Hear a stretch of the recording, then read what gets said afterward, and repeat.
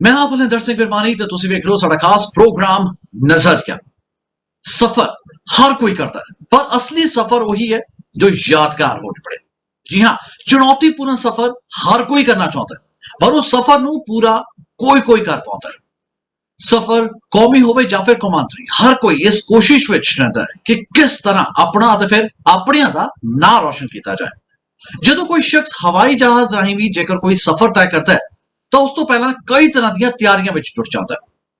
ਕਿਤੇ ਰਾਹ ਵਿੱਚ ਕੋਈ ਮੁਸ਼ਕਲ ਨਾ ਆ ਜਾਏ, ਕਿਤੇ ਇਮੀਗ੍ਰੇਸ਼ਨ ਵਿੱਚ ਕੋਈ ਅੜਚਨ ਨਾ ਪੈ ਜਾਏ। ਅਜਿਹੀਆਂ ਕਈ ਮੁਸ਼ਕਲਾਂ ਸੋਚ ਕੇ ਵਿਅਕਤੀ ਆਪਣੇ ਸਫ਼ਰ ਤੋਂ ਪਹਿਲਾਂ ਹੀ ਆਪਣੇ ਆਪ ਨੂੰ ਥੱਕਿਆ ਹੋਇਆ ਮਹਿਸੂਸ ਕਰਦਾ ਹੈ। ਪਰ ਕੁਝ ਲੋਕ ਅਜਿਹੇ ਵੀ ਹੁੰਦੇ ਨੇ ਜੋ ਅਜਿਹਾ ਰਾਹ ਚੁਣਦੇ ਨੇ ਜੋ ਨਾ ਸਿਰਫ ਮੁਸ਼ਕਲਾਂ ਭਰਿਆ ਹੁੰਦਾ ਬਲਕਿ ਚੁਣੌਤੀ ਭਰਿਆ ਵੀ ਹੁੰਦਾ।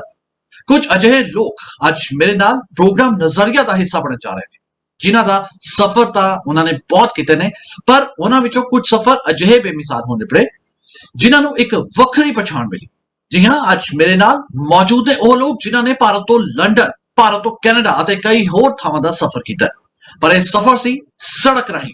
ਜੀ ਹਾਂ, ਹਜ਼ਾਰਾਂ ਕਿਲੋਮੀਟਰ ਦਾ ਸਫ਼ਰ ਕਾਰ ਰਾਹੀਂ ਤੈਅ ਕੀਤਾ ਗਿਆ। ਅਤੇ ਫਿਰ ਇਹਨਾਂ ਨੂੰ ਕਰਨ ਵਾਲੇ ਜੋ ਲੋਕ ਨੇ ਉਹਨਾਂ ਦਾ ਤਾਰੁਫ ਮੈਂ ਸਭ ਤੋਂ ਪਹਿਲਾਂ ਤਾਂ ਜ਼ਰੂਰ ਤੁਹਾਡੇ ਨਾਲ ਕਰਵਾਵਾਂਗਾ। ਸਾਡੇ ਨਾਲ ਮੌਜੂਦ ਨੇ ਸਰਦਾਰ ਅਮਰਜੀਤ ਸਿੰਘ ਚਾਵਲਾ ਸਾਹਿਬ, ਜੋ ਕਿ ਟਰਬਨ ਟਰੈਵਲਰ ਦੇ ਨਾਂ ਤੋਂ ਮਸ਼ਹੂਰ ਨੇ। ਚਾਵਲਾ ਸਾਹਿਬ, ਬਹੁਤ ਬਹੁਤ ਸਵਾਗਤ ਪ੍ਰੋਗਰਾਮ ਨਜ਼ਰੀਆ ਵਿੱਚ। ਇਸ ਤੋਂ ਇਲਾਵਾ ਮੇਰੇ ਨਾਲ ਜੁੜੇ ਹੋਏ ਨੇ ਜਸਲੀਨ ਕੌਰ ਟਰੈਵਲਰ ਨੇ। ਜਸਲੀਨ ਕੌਰ ਜੀ, ਬਹੁਤ ਬਹੁਤ ਸਵਾਗਤ ਪ੍ਰੋਗਰਾਮ ਨਜ਼ਰੀਆ ਵਿੱਚ। ਅਤੇ ਨਾਲ ਹੀ ਮੇਰੇ ਨਾਲ ਜੁੜੇ ਹੋਏ ਨੇ ਪ੍ਰਭਸਿਮਰਨ ਸਿੰਘ ਜੀ ਟਰੈਵਲਰ ਨੇ। ਅਤੇ ਖਾਸ ਗੱਲ ਇਹ ਵੀ ਹੈ ਕਿ ਜਸਲੀਨ ਕੌਰ ਜੀ, ਪ੍ਰਭਸਿਮਰਨ ਸਿੰਘ ਜੀ ਇੱਕ ਖਾਸ ਜੋੜੇ ਦੇ ਰੂਪ ਵਿੱਚ ਅੱਜ ਸਾਡੇ ਸਾਹਮਣੇ ਸ਼ਾਮਿਲ ਹੋਏ ਨੇ। ਪਤੀ ਪਤਨੀ ਨੇ ਅਤੇ ਜਿੱਥੇ ਵੀ ਜਾਂਦੇ ਨੇ ਇਕੱਠੇ ਜਾਂਦੇ ਨੇ ਔਰ ਇੱਕ ਦੂਜੇ ਦਾ ਸਾਥ ਬਖੂਬੀ ਨਿਭਾਉਂਦੇ ਨੇ। ਸੋ ਸਭ ਤੋਂ ਪਹਿਲਾਂ ਤਾਂ ਮੈਂ ਆਪਣੇ ਦਰਸ਼ਕਾਂ ਨੂੰ ਇਹ ਵੀ ਦੱਸਣਾ ਚਾਹਾਂਗਾ ਕਿ ਚਾਵਲਾ ਸਾਹਿਬ, ਅਮਰਜੀਤ ਸਿੰਘ ਚਾਵਲਾ ਸਾਹਿਬ ਉਹ ਸ਼ਖਸੀਅਤ ਨੇ ਜਿਨ੍ਹਾਂ ਨੇ ਭਾਰਤ ਤੋਂ ਲੰਡਨ ਦਾ ਸਫ਼ਰ ਕਾਰ ਰਾਹੀਂ ਤੈਅ ਕੀਤਾ ਅਤੇ ਫਿਰ ਜਸਲੀਨ ਕੌਰ ਅਤੇ ਪ੍ਰਭਸਿਮਰਨ ਸਿੰਘ ਜੀ ਨੇ ਭਾਰਤ ਤੋਂ ਕੈਨੇਡਾ ਦਾ ਸਫ਼ਰ ਕਾਰ ਰਾਹੀਂ ਤੈਅ ਕੀਤਾ। ਬਹੁਤ ਬਹੁਤ ਸਵਾਗਤ ਸਾਡੇ ਤਿੰਨਾਂ ਹੀ ਖਾਸ ਮਹਿਮਾਨਾਂ ਦਾ। ਔਰ ਇਸ ਤੋਂ ਪਹਿਲਾਂ ਕਿ ਅਸੀਂ ਪ੍ਰੋਗਰਾਮ ਨਜ਼ਰੀਆ ਦਾ ਆਗਾਜ਼ ਕਰੀਏ, ਸਭ ਤੋਂ ਪਹਿਲਾਂ ਤਾਂ ਜਿਵੇਂ ਮੇਰੇ ਪ੍ਰੋਗਰਾਮ ਦਾ ਨਾਮ ਹੈ ਨਜ਼ਰੀਆ, ਤੁਹਾਡੇ ਤੋਂ ਜ਼ਰੂਰ ਜਾਣਨਾ ਚਾਹਾਂਗਾ ਕਿਉਂਕਿ ਤੁਹਾਡੀਆਂ ਬਹੁਤ ਸਾਰੀਆਂ ਇੰਟਰਵਿਊਜ਼ ਵੱਖ-ਵੱਖ ਟੀਵੀ ਚੈਨਲ ਸੇ ਪ੍ਰਸਾਰਿਤ ਹੋ ਚੁੱਕੀਆਂ ਨੇ, ਪਰ ਮੈਂ ਜ਼ਰੂਰ ਇੱਕ ਕਰਕੇ ਤੁਹਾਡੇ ਤੋਂ ਜਾਣਨਾ ਚਾਹਾਂਗਾ ਕਿ ਇਹ ਜੋ ਸਫ਼ਰ ਤੁਸੀਂ ਸ਼ੁਰੂ ਕੀਤਾ ਸੀ, आखिर इस पीछे नजरिया की सी, आखिर सोच की सी? क्योंकि सफर लोग बहुत तरह नाल करते हैं कि आज साडा दिल कर रहा है कि चलो कुछ नवा करने की सोचने आ, चलो एक नवे सफर ते तुर पैने आ, पर की आखिर नजरिया सी? क्योंकि लखां रुपए तुसीं खर्च भी किते ने, बहुत सारियां अड़चनां दा सामना तुसीं कीता है, इमीग्रेशन लेवल्स तुसीं बहुत सारे क्रॉस कीते ने, आखिर नजरिया की रहा? सब तो पहला तो चावला साहब तुहाडे तो जाना चाहां। वाहिगुरू जी का खालसा, वाहिगुरू जी की फतेह। ਪਹਿਲੇ ਤੇ ਆਪ ਜੀ ਦਾ ਬਹੁਤ-ਬਹੁਤ ਧੰਨਵਾਦ, ਤੁਸੀਂ ਇਸ ਪ੍ਰੋਗਰਾਮ ਵਾਸਤੇ ਮੈਨੂੰ ਚੁਣਿਆ ਤੇ ਮੈਨੂੰ ਬੁਲਾਇਆ ਹੈਗਾ। ਸਫ਼ਰ ਸ਼ੁਰੂ ਕਿਸੇ ਹੋਰ ਮਕਸਦ ਨਾਲ ਸੀਗਾ ਤੇ ਆਖਿਰ ਜਾ ਕੇ ਕਿਸੇ ਹੋਰ ਰਾਹੇ ਤੁਰ ਪਿਆ। ਐਕਚੁਅਲੀ ਅਗਰ ਮੈਂ ਇਸ ਤਰ੍ਹਾਂ ਕਹਾਂ ਕਿ ਸਫ਼ਰ ਨੂੰ ਮਕਸਦ ਮਿਲ ਗਿਆ, ਉਹ ਜਿਸ ਵਕਤ ਮੈਂ ਗੁਰੂ ਨਾਨਕ ਦੇਵ ਜੀ ਦੀ ਯਾਤਰਾ ਸ਼ੁਰੂ ਕੀਤੀ। ਦਿੱਲੀ ਤੋਂ ਲੰਡਨ ਜਾਣ ਦਾ ਜਿਹੜਾ ਸਫ਼ਰ ਸੀਗਾ, ਉਹ ਸਫ਼ਰ ਸੀਗਾ ਇੱਕ ਬਚਪਨ ਦੀ ਖੁਆਇਸ਼। ਜਿਸ ਵਕਤ ਮੈਂ ਯੰਗ ਸੀਗਾ, ਮੇਰੇ ਦਿਲ 'ਚ ਇੱਕ ਸੁਪਨਾ ਸੀਗਾ ਕਿ ਮੈਂ ਇੱਕ ਵਾਰੀ ਵਰਲਡ ਟੂਰ ਕਰਨਾ ਹੈਗਾ ਤੇ ਮੋਟਰ ਬਾਈਕ ਤੇ ਕਰਨਾ ਹੈਗਾ। ਕਿਸੇ ਕਾਰਨਵਸ਼ ਉਸ ਵਕਤ 19-20 ਸਾਲ ਦੀ ਉਮਰ ਸੀ, ਨਹੀਂ ਕਰ ਸਕਿਆ ਤੇ ਉਹ ਮਨ ਦੇ ਅੰਦਰ ਕਿਤੇ ਸੀਗਾ, ਇੱਕ ਟੀਸ ਉੱਠਦੀ ਸੀ ਹਮੇਸ਼ਾ ਕਿ ਬਈ ਮੈਂ ਟਰੈਵਲ ਕਰਨਾ ਹੈ। ਤੇ ਉਹ ਫਿਰ ਜਾ ਕੇ 59 ਸਾਲ ਦੀ ਉਮਰ ਜਿਸ ਵਕਤ ਮੇਰੀ ਹੋਈ ਤਾਂ ਉਹ ਜਾ ਕੇ ਸੁਪਨਾ ਪੂਰਾ ਹੋਇਆ। 2018 ਜੁਲਾਈ ਵਿੱਚ ਮੈਂ ਦਿੱਲੀ ਤੋਂ ਲੰਡਨ 40,000 ਕਿਲੋਮੀਟਰ ਵਨ ਵੇ ਆਪ ਡਰਾਈਵ ਕਰਕੇ ਕਰਕੇ ਆਇਆ 30 ਕੰਟਰੀਜ਼। ਤੇ ਉਹ ਖਾਲੀ ਇੱਕ ਆਪਣੇ ਆਪ ਨੂੰ ਇੱਕ ਆਪਣਾ ਖੁਦ ਦਾ ਸੈਟਿਸਫੈਕਸ਼ਨ ਲਈ, ਇੱਕ ਆਪਣੇ ਡ੍ਰੀਮਸ ਨੂੰ ਪੂਰਾ ਕਰਨ ਵਾਸਤੇ ਉਹ ਟ੍ਰਿਪ ਸੀਗਾ। ਤੇ ਹਿੰਦੁਸਤਾਨ ਦੇ ਅੰਦਰ ਡ੍ਰੀਮਸ ਦੀ ਕੋਈ ਖਾਸ ਵੈਲਿਊ ਨਹੀਂ ਹੈਗੀ ਕਿਉਂਕਿ ਲੋਕ ਸੁਪਨੇ ਨੂੰ ਕੁਝ ਖਾਸ ਕਹਿੰਦੇ ਨਹੀਂ ਹੈਗੇ, ਲੇਕਿਨ ਬਾਹਰ ਵਾਲੇ ਲੋਕ ਜਿਹੜੇ ਨੇ ਤੇ ਉਹਨਾਂ ਨੇ ਬੜਾ ਹੀ ਇਹਦਾ ਮੈਨੂੰ ਪ੍ਰੋਤਸਾਹਨ ਦਿੱਤਾ ਤੇ ਬੜਾ ਹੀ ਐਪਰੀਸ਼ੀਏਟ ਕੀਤਾ ਤੇ ਮੈਨੂੰ ਬਜ਼ਾਤੇ ਖੁਦ ਵੀ ਬੜੀ ਇਹਦੀ ਸੈਟਿਸਫੈਕਸ਼ਨ ਹੋਈ। ਜਿਸ ਵਕਤ ਮੈਂ ਲੰਡਨ ਪਹੁੰਚਿਆ ਤੇ ਲੰਡਨ ਪਹੁੰਚ ਕੇ ਲੱਗਿਆ ਕਿ ਬਸ ਹੁਣ ਕੀ ਅੱਗੇ ਕੀ, ਮਤਲਬ ਖਤਮ, what is next? ਸੋ ਉਸੀ ਪਸ਼ੋ ਪੇਸ਼ ਵਿੱਚ ਮੈਂ ਹਿੰਦੁਸਤਾਨ ਜਦ ਵਾਪਸ ਆਇਆ, ਬਾਈ ਏਅਰ ਅਸੀਂ ਵਾਪਸ ਆਏ, ਗੱਡੀ ਸੀ ਸ਼ਿਪ ਕੀਤੀ ਸੀਗੀ ਤੇ ਇੱਥੇ ਆ ਕੇ ਮੈਨੂੰ ਇਹ ਲੱਗਿਆ ਕਿ ਇਹ ਸਫ਼ਰ ਮੇਰਾ ਐਕਚੁਅਲੀ ਖਤਮ ਨਹੀਂ ਹੋਇਆ, ਇਸ ਸਫ਼ਰ ਦੀ ਅਸਲ ਸ਼ੁਰੂਆਤ ਇੱਥੋਂ ਹੋਈ ਹੈਗੀ। ਕਿਉਂਕਿ ਨੈਕਸਟ ਈਅਰ ਆਪਣਾ ਗੁਰੂ ਨਾਨਕ ਦੇਵ ਜੀ ਦਾ 550 ਸਾਲਾ ਆ ਰਿਹਾ ਸੀਗਾ ਤੇ ਮੈਂ ਅੰਮ੍ਰਿਤ ਛਕਿਆ ਹੋਇਆ, ਥੋੜਾ ਸਪਿਰਿਚੁਅਲੀ ਜ਼ਿਆਦਾ ਹੈਗਾ, ਮੇਰੀ ਪੂਰੀ ਫੈਮਿਲੀ ਕਾਫੀ ਸਪਿਰਿਚੁਅਲੀ ਜੁੜੀ ਹੋਈ ਹੈ ਗੁਰੂ ਘਰ ਨਾਲ। ਤੇ ਮੈਨੂੰ ਆਪਣੀ ਜ਼ਿੰਦਗੀ ਦਾ ਇੱਕ ਮਕਸਦ ਮਿਲ ਗਿਆ ਕਿ ਮੈਂ ਗੁਰੂ ਨਾਨਕ ਦੇਵ ਜੀ ਦੀ ਜਿਹੜੀ ਉਹਨਾਂ ਨੇ ਯਾਤਰਾ ਪੈਦਲ ਕੀਤੀ ਸੀਗੀ, ਮੈਂ ਉਹ ਕਰਾਂ ਆਪਣੀ ਗੱਡੀ ਦੁਆਰਾ। ਤੇ ਉਹਦੇ ਦੋ ਜੀ ਹਿੱਸੇ ਸੀਗੇ, ਜਿਹੜਾ ਕਿ ਪਾਕਿਸਤਾਨ ਤੋਂ ਇਸ ਬੰਨੇ 29 ਸਟੇਟਸ ਪੂਰੇ ਹਿੰਦੁਸਤਾਨ ਦੇ ਤੇ 6 ਨੇਬਰਿੰਗ ਕੰਟਰੀਜ਼, ਤੇ ਉਹ ਮੈਂ ਕੀਤੀਆਂ। ਤੇ ਉਹ ਕਰਨ ਤੋਂ ਬਾਅਦ ਫਿਰ ਅਗਲਾ ਹਿੱਸਾ ਜਿਹੜਾ ਸੀਗਾ ਪਾਕਿਸਤਾਨ ਤੋਂ ਉੱਪਰ ਦਾ, ਅਫਗਾਨਿਸਤਾਨ, ਈਰਾਨ, ਇਰਾਕ, ਉਹ ਸਾਰਾ ਉਹ ਕੋਵਿਡ ਕਰਕੇ ਰਹਿ ਗਿਆ, ਤੇ ਅਸੀਂ ਪੂਰਾ ਕਰਨਾ ਜੀ ਹੈਗਾ।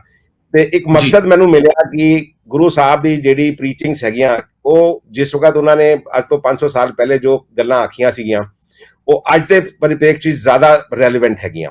ਤੇ ਇਸ ਜੀ ਕਰਕੇ ਉਹਨਾਂ ਦਾ ਜਿਹੜਾ ਪ੍ਰਚਾਰ ਹੈਗਾ, ਉਹ ਘਰ ਘਰ ਤੱਕ ਹਰ ਲੈਂਗੁਏਜ ਵਿੱਚ, ਹਰ ਮੁਲਕ ਵਿੱਚ ਹੋਣਾ ਚਾਹੀਦਾ ਹੈ।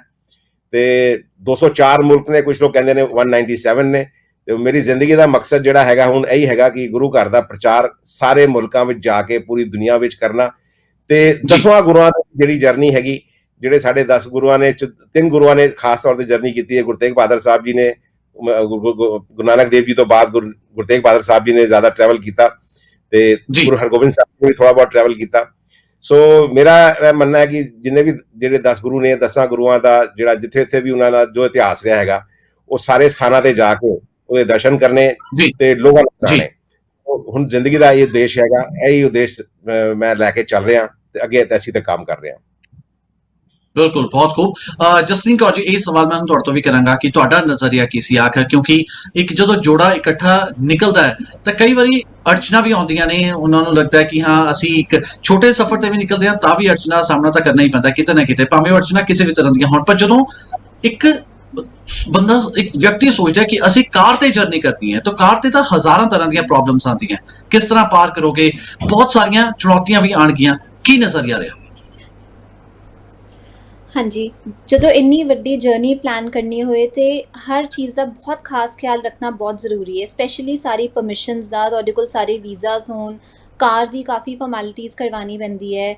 ਬਟ ਅਸੀਂ ਦੋਨੋਂ ਵਾਹਿਗੁਰੂ ਜੀ ਦਾ ਬਹੁਤ ਥੈਂਕ ਯੂ ਕਰਦੇ ਹਾਂ ਕਿ ਸਾਨੂੰ ਇੱਦਾਂ ਦੀ ਕੋਈ ਵੀ ਮੁਸ਼ਕਿਲ ਜਾਂ ਕੋਈ ਵੀ ਅੜਚਨ ਸਾਡੀ ਪੂਰੀ ਜਰਨੀ 'ਚ ਸਾਨੂੰ ਨਹੀਂ ਦੇਖਣੀ ਪਈ।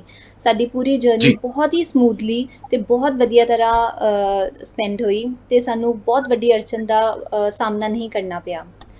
ਅਤੇ ਇਹ ਜਰਨੀ ਦੀ ਸ਼ੁਰੂਆਤ ਅਸੀਂ ਕੀਤੀ ਸੀਗੀ ਕਿਉਂਕਿ ਜਦੋਂ ਸਾਡੇ ਦੋਨਾਂ ਦੀ ਮੈਰਿਜ ਹੋਈ ਅਤੇ ਉਦੋਂ ਤੋਂ ਹੀ ਅਸੀਂ ਸਭ ਤੋਂ ਪਹਿਲਾਂ ਰੋਡ ਟ੍ਰਿਪ ਕੀਤਾ ਸੀਗਾ ਨਿਊਜ਼ੀਲੈਂਡ ਵਿੱਚ। ਸਾਨੂੰ ਉੱਥੋਂ ਪਤਾ ਲੱਗਿਆ ਕਿ ਸਾਨੂੰ ਬਾਏ ਰੋਡ ਟਰੈਵਲ ਕਰਨਾ ਕਿੰਨਾ ਅੱਛਾ ਲੱਗਦਾ ਹੈ। ਜਦੋਂ ਤੁਸੀਂ ਕੋਈ ਵੀ ਕੰਟਰੀ ਬਾਏ ਰੋਡ ਟਰੈਵਲ ਕਰਦੇ ਹੋ, ਤੁਹਾਨੂੰ ਉੱਥੇ ਦੇ ਕਲਚਰ ਬਾਰੇ, ਉੱਥੇ ਦੇ ਲੋਕਾਂ ਨਾਲ ਮਿਲ ਕੇ ਜ਼ਿਆਦਾ ਵਧੀਆ ਤਰ੍ਹਾਂ ਪਤਾ ਲੱਗਦਾ ਹੈ ਕਿ ਤੁਸੀਂ ਉਸ ਕੰਟਰੀ ਵਿੱਚੋਂ ਕੁਛ ਨਾ ਕੁਛ ਆਪਣੇ ਨਾਲ ਵਾਪਸ ਲੈ ਕੇ ਆਉਂਦੇ ਹੋ।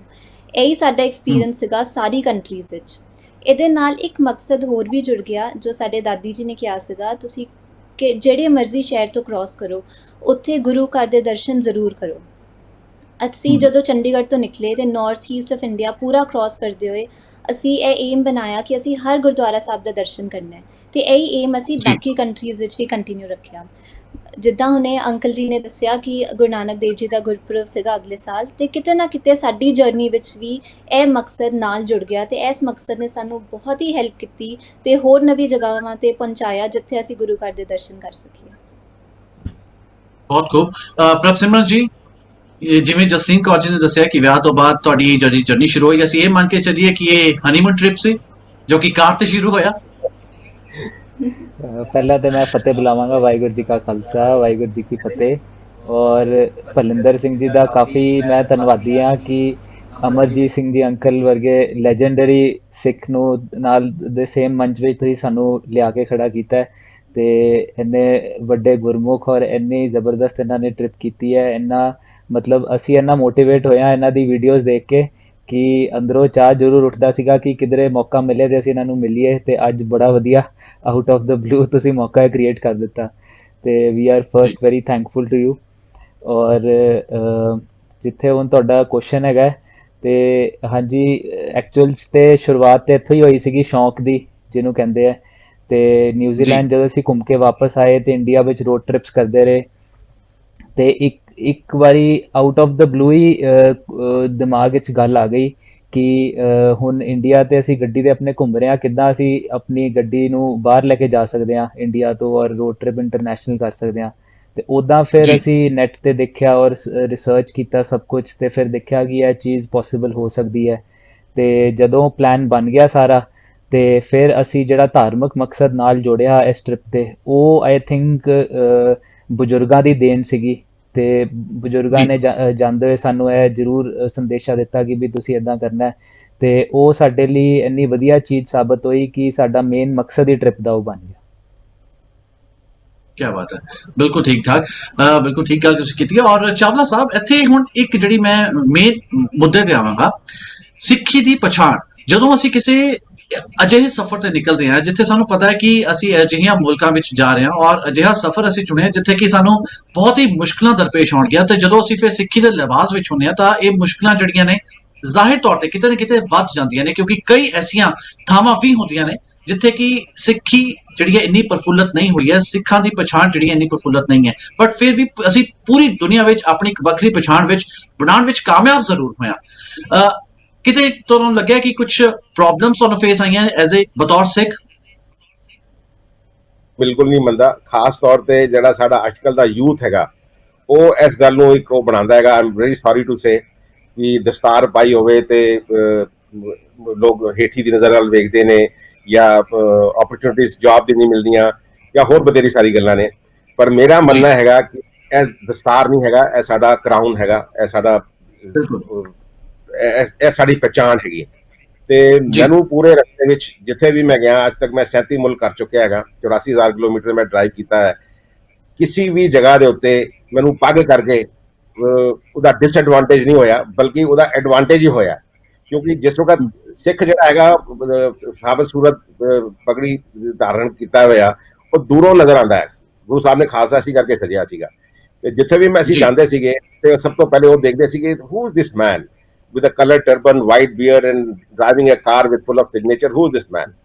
So ਉਹ ਇੱਕ ਬਹੁਤ ਵੱਡਾ ਐਡਵਾਂਟੇਜ ਸੀਗਾ। ਲੋਕ ਸਾਡੇ ਕੋਲ ਆਉਂਦੇ ਸੀ, ਨੇੜੇ ਆਉਂਦੇ ਸੀ, ਦੇਖਦੇ ਸੀਗੇ ਤੇ ਸਭ ਤੋਂ ਪਹਿਲਾਂ ਉਹਨਾਂ ਦਾ ਰਿਐਕਸ਼ਨ ਹੁੰਦਾ ਸੀ ਵਾਓ, ਤੇ ਉਹ ਵਾਓ ਜਿਹੜਾ ਸੀਗਾ with the fraction of second change ਹੋ ਜਾਂਦਾ ਸੀਗਾ ਕਿ ਜਦ ਪਤਾ ਲੱਗਦਾ ਸੀ ਵੀ ਇੰਡੀਆ ਤੋਂ ਬੰਦੇ ਆ ਰਹੇ ਨੇ, ਦੈਨ ਸੈਕਿੰਡ ਸਵਾਲ ਆਉਂਦਾ ਸੀ ਹਾਓ, ਤੇ ਉਹ ਹਾਓ ਤੋਂ ਬਾਅਦ ਤੀਜਾ ਸਵਾਲ ਪੁੱਛਦੇ ਸੀ ਵਾਈ। ਸੋ ਇਹ ਜਿਹੜਾ ਦਸਤਾਰ ਜਿਹੜੀ ਹੈ ਉਹ ਮੇਰੇ ਵਾਸਤੇ ਇੱਕ ਪਲੱਸ ਪੁਆਇੰਟ ਸੀਗਾ। ਐਸੀ ਨੇ ਮੈਨੂੰ ਪਛਾਣ ਦਿੱਤੀ ਤੇ ਐਸੀ ਨੇ ਮੈਨੂੰ ਅਮਰਜੀਤ ਸਿੰਘ ਚਾਵਲਾ ਤੋਂ ਦ ਟਰਬਨ ਟਰੈਵਲਰ ਬਣਾਇਆ।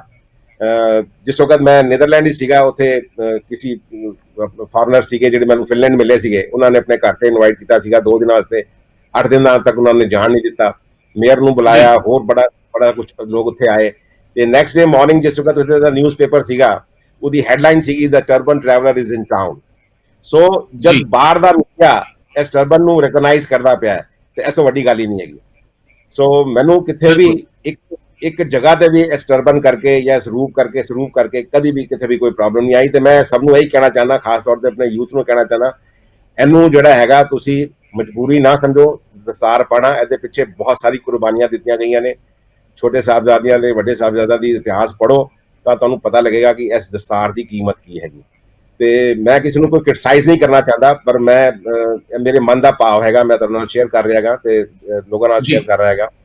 ਤੇ ਜਿਹੜੇ ਦਸਤਾਰ ਨਹੀਂ ਸਜਾਉਂਦੇ ਜਾਂ ਕਿਸੇ ਵਜ੍ਹਾ ਨਾਲ ਨਹੀਂ ਕਰ ਸਕਦੇ, ਉਹਨਾਂ ਵਾਸਤੇ ਮੈਂ ਅਰਦਾਸ ਕਰਨਾ ਰੋਜ਼ ਕਿ ਰੱਬ ਉਹਨਾਂ ਨੂੰ ਸਦਬੁੱਧੀ ਦੇਵੇ ਤੇ ਉਹ ਵੀ ਮੇਨ ਸਟ੍ਰੀਮ ਵਿੱਚ ਵਾਪਸ ਆਉਣ ਤੇ ਦਸਤਾਰ ਸਜਾਉਣ।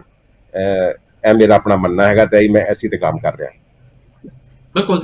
ਚਾਵਲਾ ਸਾਹਿਬ, ਪਰ ਇੱਕ ਛੋਟਾ ਜਿਹਾ ਸਵਾਲ ਜ਼ਰੂਰ ਤੁਹਾਡੇ ਤੋਂ ਪੁੱਛਣਾ ਚਾਹਾਂਗਾ। ਦ ਟਰਬਨ ਟਰੈਵਲਰ, ਤੁਸੀਂ ਇਹ ਨਾਮ ਖੁਦ ਆਪਣੇ ਆਪ ਨੂੰ ਦਿੱਤਾ ਜਾਂ ਕਿਸੇ ਹੋਰ ਨੇ ਤੁਹਾਨੂੰ ਗਿਫਟ ਕੀਤਾ? ਨਹੀਂ, ਜਿਸ ਵਕਤ ਮੀਡੀਆ ਨੇ ਨੈਕਸਟ ਡੇ ਦੀ ਜਿਸ ਵਕਤ ਉਹਨਾਂ ਨੇ ਮੇਰਾ ਇੰਟਰਵਿਊ ਲਿੱਤਾ, ਮੇਅਰ ਆਈ, ਸਾਰਾ ਕੁਝ ਹੋਇਆ, ਤੇ ਨੈਕਸਟ ਡੇ ਜਿਸ ਵਕਤ ਨਿਊਜ਼ਪੇਪਰ ਨੈਦਰਲੈਂਡ ਵਿੱਚ ਨਿਊਜ਼ ਆਈ ਕਿ the turban traveller is in town, so that name was given to me there. So I carried it on ਕਿ ਵੀ ਹੁਣ ਮੈਨੂੰ ਲੱਗਦਾ ਕਿ ਸ਼ਾਇਦ ਮੇਰੀ ਜਿਹੜੀ ਸ਼ਖਸੀਅਤ ਹੈਗੀ ਉਹ ਅਮਰਜੀਤ ਸਿੰਘ ਚਾਵਲਾ ਦੀ ਨਹੀਂ ਹੈਗੀ, ਉਹ ਟਰਬਨ ਟਰੈਵਲਰ ਦੀ ਹੈਗੀ। So I adopted that name and then later on I registered it. So now this is my identity, a turban man, a turban traveler. क्या बात है, क्या बात है। यानी कि न्यूजीलैंड ਤੋਂ ਸਾਡੀ ਸਿੱਖੀ ਦੀ ਪਛਾਣ ਜਿਹੜੀ ਹੈ ਇੱਕ ਅਖਬਾਰ ਦੇ ਨਾਂ ਤੋਂ ਜਿਹੜੀ ਹੈਗੀ ਹੈ ਦ ਟਰਬਨ ਟਰੈਵਲਰ, ਯਾਨੀ ਕਿ ਸੁਰਖੀਆਂ ਚ ਆਇਆ। ਬਿਲਕੁਲ, क्या बात है। ਇਹ ਬਹੁਤ ਵੱਡੀ ਹੈਗੀ ਹੈ, ਮਿਸਾਲ ਹੈਗੀ ਹੈ ਤੁਹਾਡੇ। ਔਰ ਅਮਰਜੀਤ ਸਿੰਘ ਜੀ, ਇਹਦਾ ਤੁਹਾਨੂੰ ਅਸੀਂ ਮੁਬਾਰਕਬਾਦ ਵੀ ਦੇਵਾਂਗੇ, ਕਿਉਂਕਿ ਤੁਹਾਡੀਆਂ ਵਰਗੀਆਂ ਜਿਹੜੀਆਂ ਸ਼ਖਸੀਅਤਾਂ ਹੁੰਦੀਆਂ ਨੇ ਜ਼ਰੂਰ ਸਿੱਖੀ ਦੀ ਸ਼ਾਨ ਬਣਦੀਆਂ ਨੇ ਔਰ ਸਿੱਖੀ ਦੀ ਪਛਾਣ ਨੂੰ ਅੱਗੇ ਤੱਕ ਲੈ ਕੇ ਜਾਂਦੀਆਂ ਨੇ। ਜਸਲੀਨ ਕੌਰ ਜੀ, ਤੁਹਾਨੂੰ ਕਿਤੇ ਲੱਗਿਆ ਕਿ ਕੁਝ ਪ੍ਰੋਬਲਮਸ ਫੇਸ ਆਈਆਂ ਨੇ, ਕਿਉਂਕਿ ਐਜ਼ ਏ ਪ੍ਰਭਸਿਮਰਨ ਸਿੰਘ ਜੀ ਨਾਲ ਸੀਗੇ, ਉਹਨਾਂ ਦੀ ਦਸਤਾਰ ਕਰਕੇ ਕਿਤੇ ਨਾ ਕਿਤੇ ਕੋਈ ਪ੍ਰੋਬਲਮ ਆਈ ਹੋਵੇ? ਕੋਈ ਵੀ ਪ੍ਰੋਬਲਮ ਨਹੀਂ ਆਈ। ਜਿੱਦਾਂ ਅੰਕਲ ਜੀ ਨੇ ਦੱਸਿਆ, ਇਹਦਾ ਸਾਨੂੰ ਐਡਵਾਂਟੇਜ ਹੀ ਮਿਲਿਆ। ਜਦੋਂ ਅਸੀਂ ਚਾਈਨਾ ਕ੍ਰਾਸ ਕਰ ਰਹੇ ਸੀਗੇ, ਉੱਥੇ ਤੇ ਲੋਕਾਂ ਨੂੰ ਬਿਲਕੁਲ ਵੀ ਨਹੀਂ ਪਤਾ ਸੀਗਾ ਕਿ ਇੱਕ ਸਿੱਖ ਕੌਣ ਹੁੰਦਾ ਹੈ, ਸਿੱਖੀ ਸਰੂਪ ਕੀ ਹੁੰਦਾ ਹੈ। ਉਸ ਤੋਂ ਬਾਅਦ ਜਦੋਂ ਜੀ ਅਸੀਂ ਅਗਲੇ ਕੰਟਰੀਜ਼ ਵਿੱਚ ਗਏ, ਕਿਰਗਿਸਤਾਨ, ਉਜ਼ਬੈਕਿਸਤਾਨ, ਉੱਥੇ ਵੀ ਲੋਕ ਬਹੁਤ ਅਣਜਾਣ ਸੀਗੇ। ਜਿੱਦਾਂ ਤੁਸੀਂ ਵੀਡੀਓਜ਼ ਵਿੱਚ ਦੇਖ ਪਾ ਰਹੇ ਹੋ ਕਿ ਕਿੰਨੇ ਲੋਕ ਪਿਆਰ ਨਾਲ ਆ ਕੇ ਸਾਨੂੰ ਮਿਲ ਰਹੇ ਹੈ, ਪਿਕਚਰਸ ਕਲਿੱਕ ਕਰ ਰਹੇ ਹੈ, ਸਾਨੂੰ ਪੁੱਛ ਰਹੇ ਹੈ ਸਾਡੇ ਰੂਪ ਬਾਰੇ ਕਿ ਤੁਸੀਂ ਕੌਣ ਜੀ ਹੋ, ਕਿੱਥੋਂ ਆਏ ਹੋ, ਕੀ ਕਰਨ ਆਏ ਹੋ। ਅਤੇ ਸਾਨੂੰ ਬਹੁਤ ਹੀ ਜ਼ਿਆਦਾ ਪਿਆਰ ਮਿਲਿਆ। ਜਿੱਦਾਂ ਅਸੀਂ ਸੋਚਦੇ ਹਾਂ ਕਿ ਅਸੀਂ ਇੰਡੀਆ ਵਿੱਚ ਹੈਗੇ ਹਾਂ, ਬਾਕੀ ਕੰਟਰੀਜ਼ ਨਾਲ ਪੋਲੀਟੀਕਲ ਪ੍ਰੋਬਲਮਸ ਹੈ, ਕੁਝ ਹੋਰ ਹੈ, ਪਰ ਜਦੋਂ ਅਸਲੀਅਤ ਵਿੱਚ ਅਸੀਂ ਲੋਕਾਂ ਨੂੰ ਜਾ ਕੇ ਮਿਲਦੇ ਹਾਂ ਤੇ ਸਾਰਿਆਂ ਵਿੱਚ ਬਹੁਤ ਹੀ ਪਿਆਰ ਭਰਿਆ ਹੋਇਆ ਹੈ। ਇਨਸਾਨੀਅਤ ਸਾਨੂੰ ਦੇਖਣ ਨੂੰ ਮਿਲੀ। ਹਰ ਜਗ੍ਹਾ ਹੈਲਪ ਕਰਨ ਨੂੰ ਅੱਗੇ ਤੋਂ ਵੱਧ ਕੇ ਲੋਕ ਆਉਂਦੇ ਨੇ, ਤੇ ਇਹ ਰੂਪ ਕਰਕੇ ਤੇ ਸਾਨੂੰ ਬਹੁਤ ਹੀ ਇੱਜ਼ਤ ਮਾਣ ਮਿਲਿਆ। एक चीज मैं दसना बिल्कुल। चाहूंगा और ਬਲਿੰਦਰ जी चावला साहब, जी चावला साहब। ਵਾਕਿਆ ਯਾਦ ਆ ਗਿਆ। ਜਸਲੀਨ ਕੌਰ ਜੀ ਨੇ ਚਾਈਨਾ ਦੀ ਗੱਲ ਕੀਤੀ ਤੇ ਮੈਨੂੰ ਵਾਕਿਆ ਯਾਦ ਆ ਗਿਆ। ਇੱਕ ਜਗ੍ਹਾ ਮੈਨੂੰ ਪ੍ਰੋਬਲਮ ਆਈ ਸੀ, ਦਸਤਾਰ ਕਰਕੇ ਨਹੀਂ, ਕਿਰਪਾਨ ਕਰਕੇ। ਚਾਈਨਾ ਦੇ ਅੰਦਰ ਰੂਲ ਹੈਗਾ ਕਿ ਤੁਸੀਂ ਜਿਹੜਾ ਦੇ ਕਾਲ ਇਟ ਡੈਗਰ ਔਰ ਨਾਈਫ ਔਰ ਵਟਐਵਰ, ਸਾਡੇ ਵਾਸਤੇ ਤਾਂ ਗੁਰੂ ਸਾਹਿਬ ਦੀ ਕਿਰਪਾਨ ਹੈ। ਇੱਕ ਜਗ੍ਹਾ ਤੇ ਉਹਨਾਂ ਨੇ ਰੋਕ ਲਿਆ ਸੀਗਾ, ਸੋ ਕਿ ਵੀ ਤੁਸੀਂ ਜੀ ਇਹ ਨਹੀਂ ਲਿਜਾ ਸਕਦੇ। Then I had to explain them ਕਿ ਇਹ ਸਾਡੇ ਰਿਲੀਜਨ ਹੈਗਾ ਤੇ ਇਹਦੀ ਮੈਂ ਉਹਨੂੰ ਜਿਹੜੇ ਵੀ ਉਹਦੇ ਤੇ ਆਰਟੀਕਲ ਸੀਗੇ ਕੱਢ ਕੇ ਦੱਸੇ। ਪਰ ਉਹ ਜਿਹੜਾ ਆਫੀਸਰ ਸੀਗਾ, ਇਮੀਗ੍ਰੇਸ਼ਨ ਆਫੀਸਰ, ਥੋੜਾ ਜਿਹਾ ਐਡਮੈਂਟ ਸੀਗਾ। मेरे उस वक्त दो चॉइसेस थी, या इधर I should give my kirpan to them और आई शुड कम बैक। तो मैं इन्हों फिर मैं उत्थे I put my foot down and I said कि भी अगर एक कृपान तुसी अलाउ करोगे तो ही मैं अगे जावांगा, नहीं तो मैं वापस जा गया। So that worked, that really worked, and then they discussed among with their senior officers and then finally they let me go। ਸੋ ਉਹ ਇੱਕ ਚਾਈਨਾ ਇੱਕ ਐਸਾ ਮੁਲਕ ਸੀਗਾ ਜਿੱਥੇ ਇਹਦੀ ਪ੍ਰੋਬਲਮ ਆਈ। ਅਦਰਵਾਈਜ਼ ਕਿਤੇ ਵੀ ਕਿਰਗਿਸਤਾਨ, ਕਜ਼ਾਕਿਸਤਾਨ, ਉਜ਼ਬੇਕਿਸਤਾਨ, ਅੱਗੇ ਲੈਟਵੀਆ, ਲਿਥੂਆਨੀਆ, ਕਿਤੇ ਵੀ ਮੈਂ ਪੂਰਾ ਟਰੈਵਲ ਕੀਤਾ ਹੈ, ਕਿਸੇ ਵੀ ਜਗ੍ਹਾ ਤੇ ਇਹਦੀ ਕਿਰਪਾ ਕਰਕੇ ਕੋਈ ਪ੍ਰੋਬਲਮ ਨਹੀਂ ਆਈ। ਬਿਲਕੁਲ। ਪ੍ਰੋਫੈਸਰ ਸਿਮਰਨ ਜੀ, ਤੁਹਾਡੇ ਤੋਂ ਵੀ ਇਹ ਸਵਾਲ ਜ਼ਰੂਰ ਕਰਾਂਗਾ ਮੈਂ, ਪਰ ਜਿਵੇਂ ਜਸਨੀਤ ਜੀ ਨੇ ਪਹਿਲਾਂ ਹੀ ਦੱਸ ਦਿੱਤਾ ਹੈ ਕਿ ਲੋਕਾਂ ਨੂੰ ਪਹਿਲਾਂ ਨਹੀਂ ਪਤਾ ਸੀ ਚਾਈਨਾ ਵਿੱਚ ਔਰ ਕਈ ਹੋਰ ਥਾਵਾਂ ਤੇ, ਪਰ ਜਦੋਂ ਉਹਨਾਂ ਨੇ ਸਿੱਖ ਨੂੰ ਦੇਖਿਆ, ਤੁਸੀਂ ਆਪਣੇ ਸਿੱਖ ਧਰਮ ਬਾਰੇ ਉਹਨਾਂ ਨੂੰ ਦੱਸਿਆ, ਤਾਂ ਵਾਕਈ ਇੱਕ ਪ੍ਰਾਊਡ ਫੀਲ ਹੋਇਆ, ਮਾਣ ਫੀਲ ਹੋਇਆ ਕਿ ਨਹੀਂ, ਅੱਜ ਅਸੀਂ ਕਿਸੇ ਨੂੰ ਦੱਸ ਪਾਇਆ ਕਿ ਆਖਰ ਸਿੱਖ ਕੌਣ ਨੇ। ਚਾਈਨਾ ਦੇ ਅੰਦਰ ਐਕਚੁਅਲੀ ਨਹੀਂ ਚਾਵਲਾ ਸਾਹਿਬ, ਮੈਂ ਪ੍ਰੋਫੈਸਰ ਸਿਮਰਨ ਜੀ ਤੋਂ ਜੀ। ਐਕਚੁਅਲ 'ਚ ਇਹ ਤੇ ਸਾਨੂੰ ਉੱਥੇ ਜਾ ਕੇ ਵਾਕਈ 'ਚ ਗੁਰੂ ਨਾਨਕ ਦੇਵ ਜੀ ਦਾ ਸੰਦੇਸ਼ਾ ਕਿੰਨਾ ਰਿਅਲਾਈਜ਼ ਕੀਤਾ ਕਿ ਉਹਨਾਂ ਨੇ ਜਿਹੜਾ ਸਾਨੂੰ ਸਿੱਖੀ ਸਰੂਪ ਦਿੱਤਾ ਹੈ, ਉਹ ਬਿਨਾਂ ਕਹੇ ਹੀ ਇੱਕ ਇਹੋ ਜਿਹਾ ਤਗੜਾ ਮੈਸੇਜ ਭੇਜਦਾ ਹੈ ਆਮ ਪਬਲਿਕ ਵਿੱਚ, ਆਮ ਦੁਨੀਆ 'ਚ, ਕਿ ਕਿੰਨੀ ਜਗ੍ਹਾ ਤੇ ਸਾਨੂੰ ਕੁਝ ਬੋਲਣ ਦੀ ਵੀ ਲੋੜ ਨਹੀਂ ਪੈਂਦੀ। ਬਿਨਾਂ ਕਹੇ ਹੀ ਲੋਕ ਜਿਹੜੇ ਨੇ ਪ੍ਰਭਾਵਿਤ ਹੁੰਦੇ ਨੇ ਇਸ ਸਰੂਪ ਤੋਂ, ਔਰ ਇਸ ਸਰੂਪ ਦੀ ਜਿੰਨੀ ਵੈਲਿਊ ਸਾਨੂੰ ਇਸ ਰੋਡ ਟ੍ਰਿਪ ਤੇ ਪਤਾ ਲੱਗੀ, ਸ਼ਾਇਦ ਪਹਿਲਾਂ ਨਹੀਂ ਪਤਾ ਸੀਗੀ। ਤੇ ਇਹ ਚੀਜ਼ ਸਾਡੇ ਲਈ ਬਹੁਤ ਵੱਡੀ ਐਡਵਾਂਟੇਜ ਸਾਬਤ ਹੋਈ। ਬਿਲਕੁਲ ਐਡਵਾਂਟੇਜ ਤਾਂ ਹੁੰਦੀ ਹੈ, ਲੇਕਿਨ ਜਸਲੀਨ ਜੀ, ਜਦੋਂ ਅਸੀਂ ਕਿਸੇ ਕਾਰ ਤੇ ਜਰਨੀ ਸ਼ੁਰੂ ਕਰਦੇ ਹਾਂ ਤਾਂ ਇਹ ਵੀ ਮਨ ਵਿੱਚ ਕਈ ਖਿਆਲ ਆਉਂਦੇ ਨੇ ਕਿ ਕਿਤੇ ਨਾ ਕਿਤੇ ਕੋਈ ਰਸਤੇ 'ਚ ਕੋਈ ਹਾਦਸਾ ਨਾ ਹੋ ਜਾਏ, ਜਾਂ ਫਿਰ ਕਾਰ ਅਗਰ ਜੇਕਰ ਖਰਾਬ ਹੋ ਜਾਂਦੀ ਹੈ ਤਾਂ ਕਿਸ ਤਰ੍ਹਾਂ ਕਾਰ ਨੂੰ ਠੀਕ ਕੀਤਾ ਜਾਏਗਾ, ਕਿਉਂਕਿ ਕਈ ਐਸੇ ਰਸਤੇ ਹੁੰਦੇ ਨੇ, ਕਈ ਐਸੇ ਰਾਹ ਹੁੰਦੇ ਨੇ ਜਿੱਥੇ ਦੂਰ ਦੂਰ ਤੱਕ ਤੁਹਾਨੂੰ ਕੋਈ ਵੀ ਮਕੈਨਿਕ ਵਗੈਰਾ ਨਹੀਂ ਮਿਲਦਾ। ਉਸ ਜਗ੍ਹਾ ਤੇ ਫਿਰ ਤੁਸੀਂ ਕਿਸ ਤਰ੍ਹਾਂ ਆਪਣੇ ਆਪ ਨੂੰ ਪਾਰ ਪਾਇਆ, ਕੀ ਸੋਚਿਆ ਸੀ? ਬਿਲਕੁਲ, ਜਦੋਂ ਅਸੀਂ ਇਹ ਟ੍ਰਿਪ ਵਾਸਤੇ ਜਾ ਰਹੇ ਸੀਗੇ, ਸਾਡੀ ਫੈਮਿਲੀ ਨੂੰ ਬਹੁਤ ਫਿਕਰ ਸੀ ਕਿ ਅਸੀਂ ਇੰਨੇ ਅਣਜਾਣ ਕੰਟਰੀਜ਼ ਵਿੱਚੋਂ ਲੰਘ ਕੇ ਜਾ ਰਹੇ ਹਾਂ, ਜਿੱਥੇ ਲੋਕਾਂ ਨੂੰ ਲੈਂਗੁਏਜ ਤੱਕ ਨਹੀਂ ਆਉਂਦੀ, ਇੰਗਲਿਸ਼ ਵੀ ਨਹੀਂ ਬੋਲਣੀ ਆਉਂਦੀ, ਕੋਈ ਪ੍ਰੋਬਲਮ ਆ ਜਾਏਗੀ, ਕੌਣ ਹੈਲਪ ਕਰੇਗਾ, ਕੀ ਹੋਏਗਾ। ਪਰ ਇਹ ਅਗੇਨ ਵਾਹਿਗੁਰੂ ਜੀ ਦੀ ਬਹੁਤ ਜ਼ਿਆਦਾ ਕਿਰਪਾ ਰਹੀ ਕਿ ਸਾਨੂੰ ਕੋਈ ਹਾਦਸਾ ਫੇਸ ਨਹੀਂ ਕਰਨਾ ਪਿਆ। ਸਾਡੀ ਕਾਰ ਪੰਚਰ ਤੱਕ ਨਹੀਂ ਹੋਈ। ਜਦ ਤੱਕ ਅਸੀਂ ਕੈਨੇਡਾ ਨਹੀਂ ਪਹੁੰਚ ਗਏ, 46,000 ਕਿਲੋਮੀਟਰਸ ਟਰੈਵਲ ਕੀਤਾ, ਸਾਡੀ ਕਾਰ ਸ਼ਿਪ ਵੀ ਹੋਈ ਯੂਕੇ ਟੂ ਕੈਨੇਡਾ, ਉਹ ਫਿਰ ਵੀ ਕੋਈ ਪ੍ਰੋਬਲਮ ਨਹੀਂ ਆਈ, ਕੋਈ ਮਕੈਨੀਕਲ ਫਾਲਟ ਨਹੀਂ ਆਇਆ, ਕੋਈ ਪੰਚਰ ਨਹੀਂ ਆਇਆ। ਅਸੀਂ ਨਾਈਟ ਟਰੈਵਲ ਵੀ ਕਰਦੇ ਸੀਗੇ ਕਿਉਂਕਿ ਡਿਸਟੈਂਸਿਸ ਕਾਫੀ ਲੌਂਗ ਨੇ, ਅਤੇ ਕਵਰ ਅਪ ਕਰਨ ਵਾਸਤੇ ਸਾਨੂੰ ਕਈ ਵਾਰੀ ਦਿਨ ਵਿੱਚ 14 to 16 hours, maximum 28 hours at a stretch ਵੀ ਅਸੀਂ ਡਰਾਈਵ ਕੀਤਾ ਹੈ। ਫਿਰ ਵੀ ਸਾਨੂੰ ਕਦੀ ਕੋਈ ਪ੍ਰੋਬਲਮ ਫੇਸ ਨਹੀਂ ਕਰਨੀ ਪਈ। ਠੀਕ ਹੈ ਪ੍ਰੋਫੈਸਰ ਸਿਮਰਨ ਜੀ, ਲੇਕਿਨ ਜਦੋਂ ਅਸੀਂ ਇਸ ਤਰ੍ਹਾਂ ਦੇ ਜਰਨੀ ਚੂਜ਼ ਕਰਦੇ ਹਾਂ, ਇਸ ਤਰ੍ਹਾਂ ਦੇ ਸਫ਼ਰ ਅਸੀਂ ਚੂਜ਼ ਕਰਦੇ ਹਾਂ, ਤਾਂ ਕਿਤੇ ਨਾ ਕਿਤੇ ਪੈਸੇ ਦੀ ਜਿਹੜੀ ਹੈ ਬੜੀ ਸਾਨੂੰ ਜ਼ਿਆਦਾ ਜ਼ਰੂਰਤ ਹੁੰਦੀ ਹੈ। ਕੀ ਇਹ ਟ੍ਰਿਪ ਜਿਹੜਾ ਸਪਾਂਸਰਡ ਸੀ, ਜਾਂ ਫਿਰ ਤੁਸੀਂ ਆਪਣੀ ਜੇਬ ਚੋਂ ਪੈਸੇ ਖਰਚ ਕਰਕੇ ਭਾਰਤ ਤੋਂ ਕੈਨੇਡਾ ਦਾ ਸਫ਼ਰ ਜਿਹੜਾ ਹੈ ਸ਼ੁਰੂ ਕੀਤਾ ਸੀ? ਪ੍ਰੋਫੈਸਰ ਸਿਮਰਨ ਜੀ, ਪਰਮਾਤਮਾ ਦੀ ਬੜੀ ਦੇਣ ਹੈ ਕਿ ਸਾਨੂੰ ਕਿਸੇ ਕੋਲ ਸਪਾਂਸਰਸ਼ਿਪ ਲੈਣ ਦੀ ਲੋੜ ਨਹੀਂ ਪਈ। ਉਹਨਾਂ ਨੇ ਪਹਿਲੇ ਹੀ ਬਹੁਤ ਕੁਝ ਦਿੱਤਾ ਹੋਇਆ ਹੈ ਕਿ ਅਸੀਂ ਟ੍ਰਿਪ ਜਿਹੜਾ ਹੈ ਆਪ ਹੀ ਕੀਤਾ ਆਪਣੇ ਖਰਚੇ ਨਾਲ। ਬਟ ਹਾਂ ਫਾਈਨੈਂਸਿਸ ਪਲਾਨ ਕਰਨੇ ਬਹੁਤ ਜ਼ਰੂਰੀ ਹੁੰਦੇ ਅਗਰ ਇੱਦਾਂ ਦੀ ਟ੍ਰਿਪ ਕਰਨੀ ਹੁੰਦੀ ਹੈ, ਜੀ ਸਪੈਸ਼ਲੀ ਕਿ ਤੁਹਾਡੀ ਲੋਕਲ ਕਰੰਸੀ ਨਹੀਂ ਚੱਲਣੀ ਕਿਧਰੇ, ਤੇ US ਡਾਲਰਸ ਲੈ ਕੇ ਜਾਣੇ ਹੁੰਦੇ ਹੈ, ਤੁਹਾਡੇ ਕੋਲ ਪਲਾਸਟਿਕ ਮਨੀ ਹੋਣੀ ਚਾਹੀਦੀ ਹੈ। ਤੇ ਬਿਲਕੁਲ ਇਹ ਐਡਵਾਂਟੇਜ ਲੈਂਡ ਬਾਰਡਰਸ ਦੀ ਇੱਕ ਬਹੁਤ ਵਧੀਆ ਸੀਗੀ ਕਿ ਜਦੋਂ ਅਸੀਂ ਕੰਟਰੀ ਚੇਂਜ ਕਰਦੇ ਸੀਗੇ ਤੇ ਬਾਰਡਰ ਤੇ ਹੀ ਸਾਨੂੰ ਉੱਥੇ ਦੀ ਲੋਕਲ ਕਰੰਸੀ ਮਿਲ ਜਾਂਦੀ ਸੀ, ਤੇ ਅਸੀਂ US ਡਾਲਰਸ ਦੇ ਕੇ ਥੋੜੀ ਬਹੁਤ ਜਿੰਨੇ ਦਿਨ ਉਸ ਕੰਟਰੀ ਵਿੱਚ ਰਹਿਣਾ ਹੈ ਉਹਦੇ ਅਕੋਰਡਿੰਗਲੀ ਅਸੀਂ ਹਿਸਾਬ ਕਿਤਾਬ ਲਾ ਕੇ ਉਨੀ ਲੋਕਲ ਕਰੰਸੀ ਲੈ ਲੈਂਦੇ ਸੀ। ਤੇ ਜਦੋਂ ਐਗਜ਼ਿਟ ਕਰਨਾ ਹੁੰਦਾ ਸੀ ਤੇ ਜਿੰਨੀ ਲੋਕਲ ਕਰੰਸੀ ਬਚੀ ਹੁੰਦੀ ਸੀ ਉਹ ਅਸੀਂ ਵਾਪਸ US ਡਾਲਰਸ ਵਿੱਚ ਕਨਵਰਟ ਕਰ ਲੈਂਦੇ ਸੀ, ਤੇ ਅਗਲੀ ਕੰਟਰੀ 'ਚ ਐਂਟਰ ਕਰਕੇ ਫਿਰ ਉਸ ਕੰਟਰੀ ਦੀ ਕਰੰਸੀ 'ਚ ਕਨਵਰਟ ਕਰ ਲੈਂਦੇ ਸੀਗੇ। ਸੋ ਇਹ ਸਭ ਚੀਜ਼ਾਂ ਪਲਾਨ ਕਰਨੀਆਂ ਹੁੰਦੀਆਂ ਨੇ, ਤੇ ਪਰਮਾਤਮਾ ਦੀ ਬੜੀ ਦਇਆ ਸੀਗੀ ਕਿ ਕਿਧਰੇ ਸਾਨੂੰ ਇਸ ਤਰੀਕੇ ਦੀ ਦਿੱਕਤ ਨਹੀਂ ਆਈ, ਕਿਉਂਕਿ ਕੁਝ ਕੰਟਰੀਜ਼ ਤੇ ਤੁਹਾਡੇ ਡੈਬਿਟ ਕਾਰਡਸ ਕ੍ਰੈਡਿਟ ਕਾਰਡ ਵੀ ਐਕਸੈਪਟ ਨਹੀਂ ਕਰਦੀਆਂ, ਇਨਫੈਕਟ ਇੰਟਰਨੈਸ਼ਨਲ ਹੋਣ ਬਿਲਕੁਲ ਤਾਂ ਵੀ ਨਹੀਂ ਕਰਦੀਆਂ, ਜਿਵੇਂ ਚਾਈਨਾ ਹੋ ਗਈ ਤੇ ਹੋਰ ਜਿਵੇਂ ਛੋਟੀ ਕੰਟਰੀਜ਼ ਹੋ ਗਈਆਂ। ਤੇ ਉੱਥੇ ਲਈ ਅਸੀਂ ਪ੍ਰੀਪੇਅਰਡ ਸੀਗੇ ਕਿ ਅਗਰ ਕੋਈ ਇਦਾਂ ਦੀ ਦਿੱਕਤ ਆਉਂਦੀ ਹੈ ਤੇ ਸਾਡੇ ਕੋਲ ਹੋਰ ਚੀਜ਼ਾਂ ਬੈਕਅਪ ਹੋਣਾ ਚਾਹੀਦਾ ਹੈ, ਤੇ ਪਰਮਾਤਮਾ ਦੀ ਇੰਨੀ ਅਪਾਰ ਕਿਰਪਾ ਰਹੀ ਕਿ ਸਾਨੂੰ ਕਿਧਰੇ ਦਿੱਕਤ ਨਹੀਂ ਆਈ ਇਸ ਚੀਜ਼ ਦੀ। ਠੀਕ ਹੈ। ਚਾਵਲਾ ਸਾਹਿਬ, ਕਿਤੇ ਨਾ ਕਿਤੇ ਤੁਹਾਨੂੰ ਕੋਈ ਦਿੱਕਤ ਇਸ ਤਰ੍ਹਾਂ ਦੀ ਆਈ? ਕਿਉਂਕਿ ਅਗਰ ਜੇਕਰ ਇਮੀਗ੍ਰੇਸ਼ਨ ਦੀ ਗੱਲ ਕਰੀਏ ਤਾਂ ਅਸੀਂ ਇੱਕ ਕੰਟਰੀ ਤੋਂ ਦੂਜੀ ਕੰਟਰੀ ਜਾਣਾ ਹੋਏ ਤਾਂ ਇਮੀਗ੍ਰੇਸ਼ਨ ਦੇ ਸਾਨੂੰ ਬੜੇ ਪੇਪਰ ਵਰਕ ਬਹੁਤ ਲੰਬਾ ਚੌੜਾ ਕਰਨਾ ਪੈਂਦਾ ਹੈ, ਪਰ ਜਦੋਂ ਇੰਨੀਆਂ ਤਮਾਮ ਕੰਟਰੀਜ਼ ਵਿੱਚੋਂ ਤੁਸੀਂ ਉਹ ਵੀ ਕਾਰ ਤੇ ਜਾਣਾ ਹੋਏ ਤਾਂ ਇਹ ਬਹੁਤ ਵੱਡਾ ਪ੍ਰੋਸੈਸ ਹੋ ਜਾਂਦਾ ਹੈ। ਕਿਸ ਤਰ੍ਹਾਂ ਪਾਰ ਪਾਇਆ, ਔਰ ਸਾਡੇ ਦਰਸ਼ਕਾਂ ਨੂੰ ਕੀ ਦੱਸਣਾ ਚਾਹੋਗੇ ਕਿ ਕਿਸ ਤਰ੍ਹਾਂ ਉਹ ਪਾਰ ਪਾ ਸਕਦੇ ਨੇ? ਪਹਿਲੀ ਗੱਲ ਤਾਂ ਹੈਗੀ, ਲੋਕਾਂ ਦੇ ਦਿਮਾਗ 'ਚ ਇੱਕ ਮਿਥ ਹੈਗਾ ਕਿ ਇੱਥੋਂ ਲੈ ਕੇ ਲੰਡਨ ਤੱਕ ਇੰਨੇ ਸਾਰੇ 30 ਕੰਟਰੀਜ਼ ਦੇ ਤੇ 30 ਤੋਂ 30 ਕੰਟਰੀ ਦਾ ਵੀਜ਼ਾ ਜਾਂ ਇਮੀਗ੍ਰੇਸ਼ਨ ਉਹ ਸਭ ਕੁਝ ਕਰਨੀ ਪੈਂਦੀ ਹੈ। ਐਸਾ ਨਹੀਂ ਹੈਗਾ। ਇੱਥੋਂ ਲੰਡਨ ਜਾਣ ਲਈ ਤੁਹਾਨੂੰ ਖਾਲੀ 7 ਕੰਟਰੀਜ਼ ਦੇ ਵੀਜ਼ਾ ਚਾਹੀਦੇ ਨੇ। ਨੇਪਾਲ ਦਾ ਤੁਹਾਨੂੰ being an Indian passport holder you don't need any visa. So Nepal ਤੋਂ ਅਸੀਂ ਗਏ ਜੀ ਸੀਗੇ। ਅੱਜ ਕੱਲ੍ਹ ਲੋਕ ਮਿਆਂਮਾਰ ਤੇ ਵਾਇਆ ਥਾਈਲੈਂਡ, ਲਾਓਸ ਹੋ ਕੇ ਵੀ ਜਾ ਰਹੇ ਨੇ। ਅਸੀਂ ਗਏ ਸੀ ਜੀ ਨੇਪਾਲ ਤੋਂ, ਨੇਪਾਲ ਦੇ ਕੋਈ ਵੀਜ਼ਾ ਦੀ ਲੋੜ ਕੋਈ ਨਹੀਂ ਸੀ। ਚਾਈਨਾ ਦਾ ਜਿਹੜਾ ਹੈਗਾ ਉਹ that is the most expensive route ਜਿਹੜਾ ਤੁਸੀਂ ਲੈਂਦੇ ਹੈਗੇ ਹੋ। ਉਹ ਤੁਹਾਨੂੰ I paid about $9,780 for 4 people to cross for 14 days। ਤੇ ਜੀ ਥੋੜਾ ਜਿਹਾ ਉਹਨਾਂ ਨੇ ਚੀਟ ਵੀ ਕੀਤਾ, ਸਾਨੂੰ ਹੋਟਲਸ ਨਹੀਂ ਦਿੱਤੇ ਜਿਹੜੇ ਕਿ ਹੋਟਲਸ ਨਾਲ ਹੋਣੇ ਚਾਹੀਦੇ ਸੀ। ਐਨੀਵੇ ਉਹ ਉੱਥੇ ਏਜੰਟ ਨਾਲ ਹੁੰਦਾ ਹੈਗਾ, ਤੇ ਇਸ ਕਰਕੇ ਜਿਹੜਾ ਵੀ ਪੇਪਰ ਵਰਕ ਉੱਥੇ ਸੀਗਾ ਉਹ ਏਜੰਟ ਹੀ ਜਾ ਕੇ ਹਰ ਚੈੱਕ ਪੋਸਟ ਤੇ ਦਿੰਦਾ ਸੀਗਾ। ਸੋ ਉੱਥੇ ਕੋਈ ਖਾਸ ਲੰਬੀ ਚੌੜੀ ਕੋਈ ਪ੍ਰੋਬਲਮ ਨਹੀਂ ਆਈ। ਫਿਰ ਜਿਸ ਵਾਰ ਤੁਸੀਂ ਕਿਰਗਿਸਤਾਨ ਜਿਹੜਾ CIS ਕੰਟਰੀਜ਼ ਜਿਸ ਕੋਲ ਜਾਂਦੇ ਹੋ, ਸੈਂਟਰਲ ਏਸ਼ੀਆ ਦੇ ਅੰਦਰ, ਉਹਦੇ 'ਚ ਕੋਈ ਬਹੁਤ ਲੰਬਾ ਚੌੜਾ ਪੇਪਰ ਵਰਕ ਨਹੀਂ ਹੈਗਾ। ਉਹ ਪੇਪਰ ਤੁਸੀਂ ਕਿਰਗਿਸਤਾਨ ਤੋਂ ਇੱਕ ਜਿਹੜਾ ਤੁਹਾਨੂੰ ਮੇਨ ਪੇਪਰ ਹੁੰਦਾ ਉਹ ਜਿਸ ਵਕਤ ਤੁਸੀਂ ਉਜ਼ਬੇਕਿਸਤਾਨ ਤੋਂ ਐਗਜ਼ਿਟ ਆਪਣਾ ਕਜ਼ਾਕਿਸਤਾਨ ਤੋਂ ਐਗਜ਼ਿਟ ਕਰਦੇ ਹੈਗੇ ਹੋ, ਦੈਟ ਯੂ ਜੀ ਨੀਡ। ਉਹ ਆਈ ਹੈਵ ਲਰਨ, ਕਿਉਂਕਿ ਉਹ ਮੈਂ ਪੇਪਰ ਕਿਤੇ ਫਾਈਲਾਂ 'ਚ ਰੱਖ ਬੈਠਾ ਸੀਗਾ ਤੇ ਉਹ ਉੱਥੇ ਉਹਨਾਂ ਨੂੰ ਲੱਭ ਨਹੀਂ ਰਿਹਾ ਸੀਗਾ। So that took about more than 2 hours and finally ਦੇ ਗॉट ਦਾ ਪੇਪਰ। ਸੋ ਜਿਹੜੇ ਵੀ ਜਾਣ ਵਾਲੇ ਨੇ ਉਹਨਾਂ ਨੂੰ ਇਹ ਚਾਹੀਦਾ ਕਿ ਜਿਹੜਾ ਤੁਸੀਂ ਕਿਰਗਿਸਤਾਨ ਤੋਂ ਜਿਹੜਾ ਤੁਹਾਨੂੰ ਡਾਕੂਮੈਂਟ ਮਿਲਦਾ ਹੈਗਾ ਉਹ ਤੁਸੀਂ ਸੰਭਾਲ ਕੇ ਰੱਖਣਾ ਹੈ। ਉਹ ਸਾਰੇ CIS ਕੰਟਰੀਜ਼ ਕੰਮ ਆਉਂਦਾ ਹੈਗਾ। ਸੋ ਜੀ ਉਹ 3 ਕੰਟਰੀਜ਼ ਦੇ ਉਹ ਵੀਜ਼ਾ ਹੋ ਗਏ, ਇੱਕ ਚਾਈਨਾ ਦਾ ਹੋ ਗਿਆ, ਤੇ 4 ਵੀਜ਼ੇ ਹੋ ਗਏ। ਪੰਜਵਾਂ ਆਏਗਾ ਤੁਹਾਡਾ ਰਸ਼ੀਆ ਦਾ ਵੀਜ਼ਾ, ਤੇ 6ਵਾਂ ਜੀ ਜਿਸ ਵਕਤ ਤੁਸੀਂ ਯੂਰਪ ਦੇ ਕਿਸੇ ਵੀ ਕੰਟਰੀ ਤੋਂ ਐਂਟਰ ਕਰਦੇ ਹੈਗੇ ਹੋ ਤਾਂ ਸ਼ੈਂਗਨ ਵੀਜ਼ਾ ਕਮਸ। ਉਹ ਸਾਰਾ ਤੁਹਾਡਾ ਪੂਰੇ ਯੂਰਪ ਵਿੱਚ ਕੰਮ ਕਰਦਾ ਹੈ। ਯੂਰਪ ਵਿੱਚ ਸ਼ੈਂਗਨ ਦੇ ਅਪਰੋਕਸੀਮੇਟਲੀ 26 ਕੰਟਰੀਜ਼ ਨੇ। ਉਹ ਹਰ ਜਗ੍ਹਾ ਤੇ ਤੁਹਾਨੂੰ ਉਹੀ ਇੱਕੋ ਵਾਰ then there is no border in fact, then you don't ਜੀ need a visa or immigration anywhere। So 7ਵਾਂ ਵੀਜ਼ਾ ਜਿਹੜਾ ਹੈਗਾ ਤੁਹਾਡਾ ਉਹ ਹੈਗਾ ਇੰਗਲੈਂਡ ਦਾ।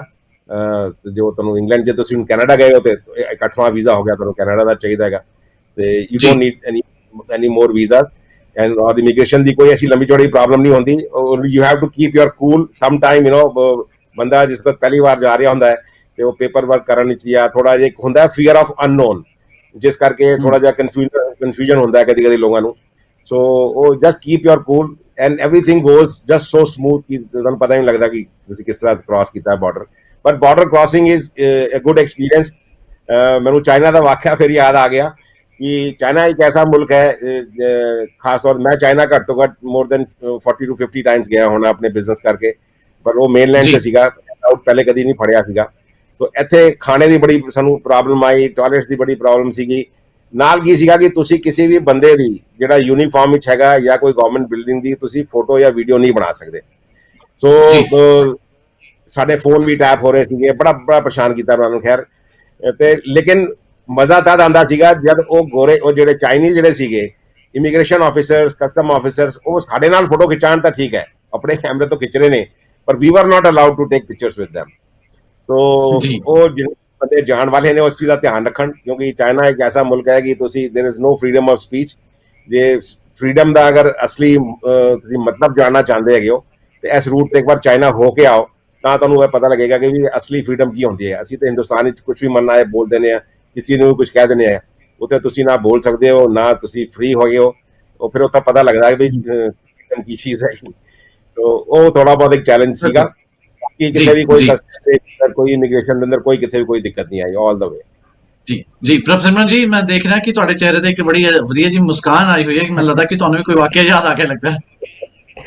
ਬਿਲਕੁਲ ਭਾਈ ਸਾਹਿਬ ਦੇ ਤੇ ਜਿਹੜੇ ਐਕਸਪੀਰੀਅੰਸ ਨੇ ਵੈਸੇ ਲੈਜੈਂਡਰੀ ਹੈ, ਸਾਡਾ ਕੋਈ ਮੁਕਾਬਲਾ ਨਹੀਂ ਉਹਦੇ ਨਾਲ। ਬਟ ਮੇਰੇ ਕੋਲ ਇੱਕ ਛੋਟੀ ਜਿਹੀ ਮੈਮਰੀ ਯਾਦ ਆਈ ਕਿ ਇਹਨਾਂ ਦੀ ਗੱਲ ਤੇ ਮਤਲਬ 1000% ਓਕੇ ਹੈ, ਤੇ ਉਹਨੂੰ ਐਡ ਨਹੀਂ ਕਰਾਂਗਾ ਕਿ ਜਿਹੜੀ ਲਾਸਟ ਪ੍ਰੋਵਿੰਸ ਹੈ ਨਾ ਉਹਨੂੰ ਜ਼ੈਨਜੀਆਂਗ ਪ੍ਰੋਵਿੰਸ ਕਹਿੰਦੇ ਆ।